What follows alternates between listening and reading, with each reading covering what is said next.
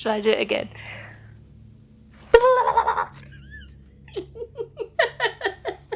Okay. So I am very excited because this one is all about a print swap that I'm doing with Joris, who is in the Netherlands. Welcome to my little corner of solitude and bliss, where I'm always making way too many prints and I always have loads of spare prints lying around. So I love to do print swaps. Joris is a really wonderful photographer. He's also featured in the Photography Through the Pandemic book, which I created.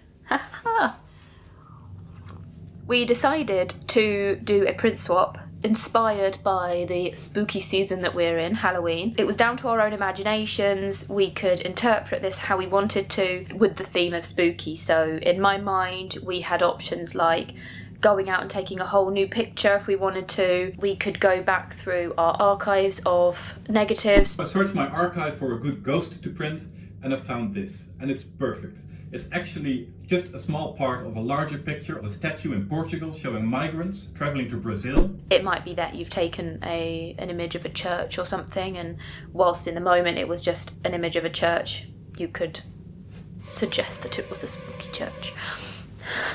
A la Sleepy Hollow or something.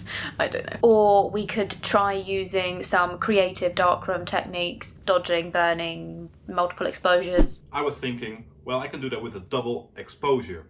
Not a double exposure in camera, I've done that before, I'm not very good at it, but a double exposure in the enlarger, in the darkroom. So you expose a print one time with one negative, and then you expose it a second time with a second negative. So, my inspiration behind this. So I'm currently reading both the complete works of Edgar Allan Poe and M.R. James' ghost stories.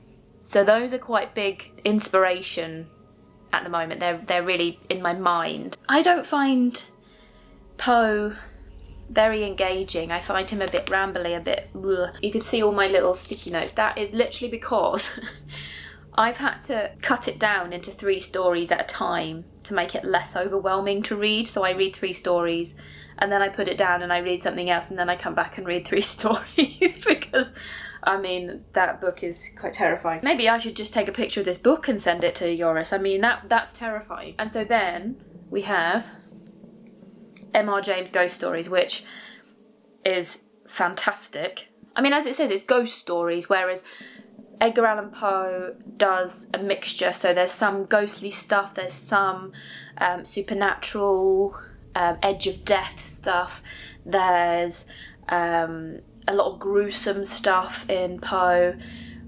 I mean, the one I've just read, The Black Cat, I mean, if you've read The Black Cat, I was not expecting how gruesome the bloody cat was. The Black Cat!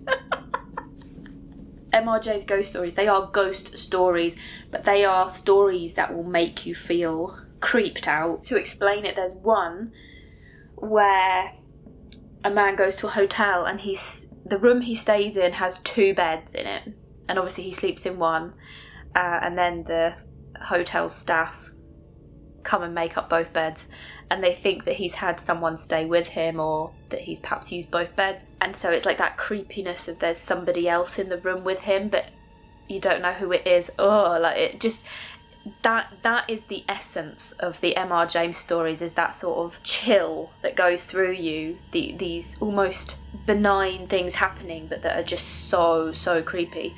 And I think that is more where I'm getting my inspiration from. So I went through my backlog. I decided I wasn't going to take any new ones. I had originally planned to take some new ones. I'd quite wanted to use the FPP Wolfman or Dracula to take some new ones to add that extra theme to it. Ultimately, I didn't really have the time to do that extra work, so I went back through my archives.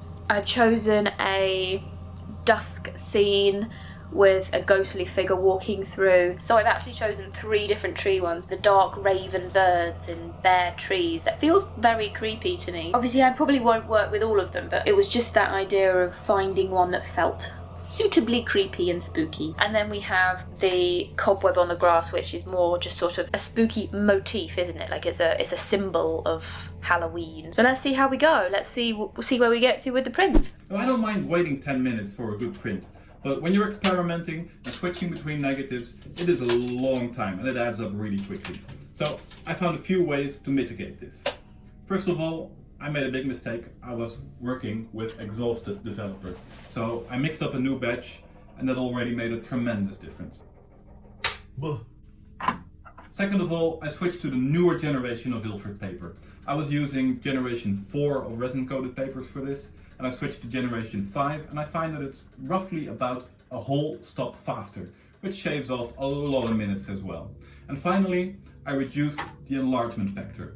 I'm going to print it on a smaller paper with a smaller enlargement factor, which is going to reduce the time to print as well.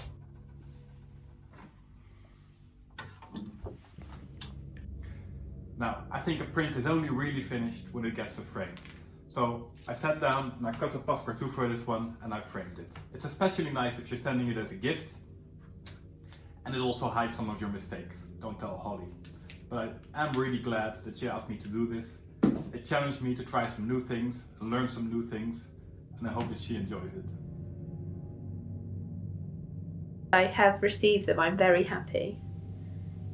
I love Joris's work. I have finished the prints for Joris. This one here has black strips because this one was taken through a toy camera that's like a faux panorama camera. It's just one of those like fixed focus, you just push the shutter and you have to make sure that you've got the exposure right. But it's not a well focused image or anything, but I thought it had quite a nice spooky feeling. It's got some of the birds. It made me feel quite Edgar Allan Poe the Raven with the birds, the dead trees and everything. Then we have this one. It was one night in the winter, I think it was January this year, and I went out for an evening dog walk. I had my torch and I shone it into this tree and just held the shutter button open on the camera. It's almost like it's been multiply exposed, but it felt quite alien to me. So this one is a similar one to the last one, but obviously this one was taken in the daytime. So this one has black on either side because this was taken through a medium format camera on 35mm film that was sprocketless. The whole width of the 35mm film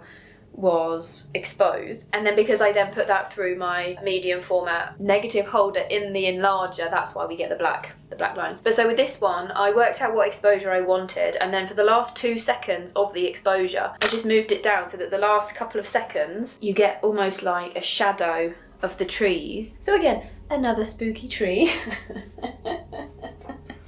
And then can you guess what this one's gonna be? This one is from quite an interesting camera. It's called an Exa 1C, but my particular model, what it does is it overlaps 3 frames. So you take one shot and then you've got a middle shot and then you've got the third shot all overlapped, and then it will space correctly. I don't know why it does this.